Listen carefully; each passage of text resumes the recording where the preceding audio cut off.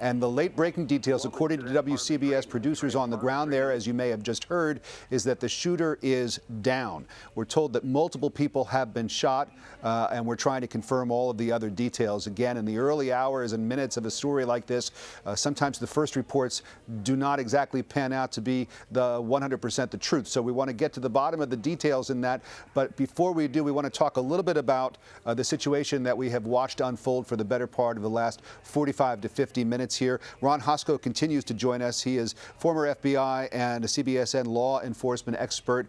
We're also joined by Mary Ellen O'Toole, who joins us on the phone. She's a former FBI criminal profiler. And Mary Ellen, I want to come to you in a minute, but Ron, let me go to you first, just because we did get this news that the shooter is down, and we heard from the law enforcement expert that the CBS colleagues were talking to on WCBS. Really, if this does turn out to be true, an amazing development here, a very positive development. Yeah, I think very much so. You know, the FBI did a study with Texas State University of 160 active shooter incidents between 2000 and 2013. And their study showed that about 40% of these incidents ended with the shooter taking their own life. In fact, very often that happens before the police arrive. In 60% of the cases, the incident is over before the police arrive, and in 40% the shooter takes their own life. So this could well be that we had a shooter who was targeting certain employees and had in their mind what the potential outcome was, which was not escape, but it was, I'm going to spend the rest of my life in jail, I'm not going to do that, and they take their own life. Regardless of the ending, it'd be very good news if this hospital doesn't have to go through the next hours evacuating patients from the floor, particularly some in critical care or essential care. That will be a good outcome. If the suicide, if it turns out to be that, was triggered by the law enforcement response, which very often it is. The goal of law enforcement is to abate the situation, to mitigate it as quickly as they can. That this may be already concluded is a very good turn. Absolutely. Mary Ellen O'Toole, I want to go to you now as a former FBI criminal profiler. I just wonder what your initial reactions were when you heard the first reports of this, that this was a man who was perhaps a former employee at the hospital, and that he had holed himself up in a room. As a former profiler, what did that tell you right off the bat? Well, with that initial description, it certainly suggested workplace violence as being the motive, and also based on at least a preliminary report of how he was dressed in all black and the kind of weapon he had, a rifle, that this was not something that was necessarily spontaneous at all. In fact, we know now with all of these cases over the years, there is some degree of planning that goes into it. So this is someone who has thought about this at least for a while before carrying this out, and would have knowledge of this hospital. And when you look at a case with that fact pattern, we always have to consider that there were certain people within that hospital that were the targets, and other people, though, could have been injured or killed and be more classified as victims of opportunity. So with all that said, you also have to get into the mindset of the shooter, and I think you just heard that from Ron, that this is someone that came there with the idea. When you're prepared like that, they don't go into their former employer and just shoot to injure. The shooter was there to kill people. Was he there to kill as many as possible or specific people? That's not clear yet, but law enforcement understands that motivation. So their responsibility then is to go in and really to neutralize, and that means if they have to kill them, they will kill them, because they need to stop that behavior.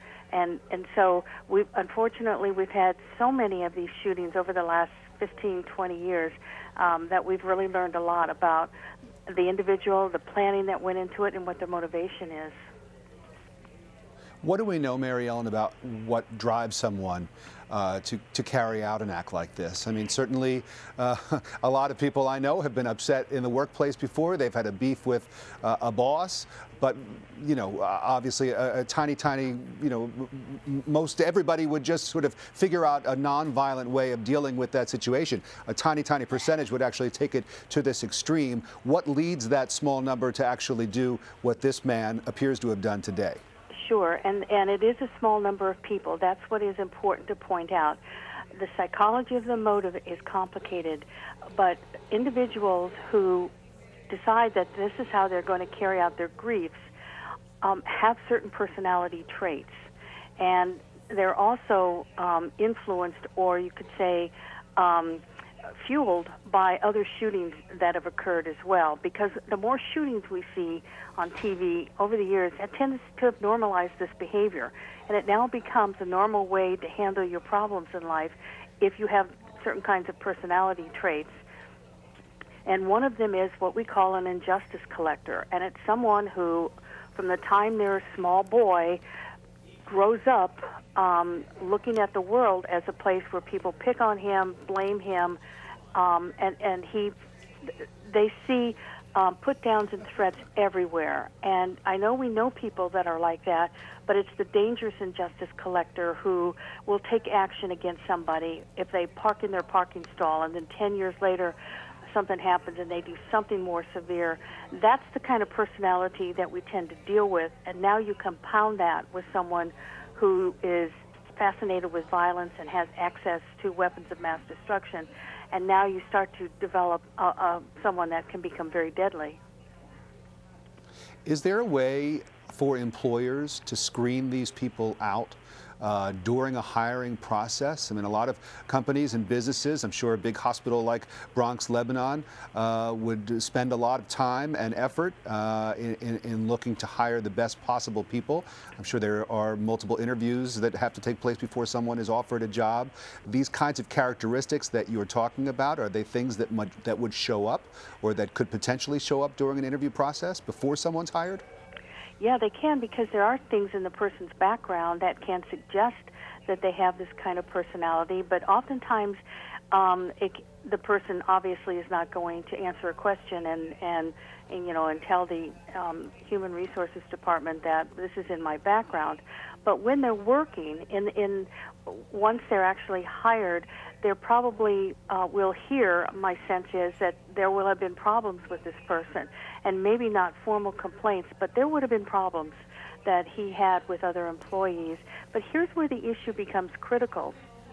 Hiring, it would be ideal if we could identify all of them immediately, but it's in firing them that oftentimes we exaggerate their lethality, just in terms of the method in which they are let go. Well, as a profiler, I know that you look predominantly at people who commit crimes, but we also have a lot of people here who were bystanders, who were witnesses, who were evacuated as a result of this. As we take a look at these live pictures, you see people across the street who I'm sure at some point were very fearful for their lives. These are pictures that people who were inside the hospital sent out on social media of ways that they barricaded themselves in rooms in the hospital in order to save themselves, turning chairs upside down, putting filing cabinets and trash cans together against doors. Talk to us about the lingering effects that this could have on people who work at the hospital, or even people who are watching coverage of this event, and what happens to all of us after we see these kinds of things take place time and again. Sure. There's several levels of a reaction to this. The first, most concerning one are people who were in that hospital and got news of this event happening, and then they started to hunker down in the rooms where they were. These were people that had probably little, if any, access to information as to where the shooter was, and so their level of fear and anxiety is absolutely off the chart, because they don't know when that doorknob turns, is that going to be the shooter? And the reality is the shooter will shoot and kill other people, even if he doesn't know them. They can't assume that he's just after the person that fired him 6 months ago. So their fear is very understandable. So the first level of anxiety and stress is going to be the people in that building, and we have no idea what that is unless we were in those people's shoes. And then the second is, as observers watching this, we have a reaction to it, but it's going to be a much lesser reaction, less severe reaction than the people that were actually in that building contemplating that the next time somebody came walking down the hall, it could be that shooter. And that's going to take them a while to be able to get over that.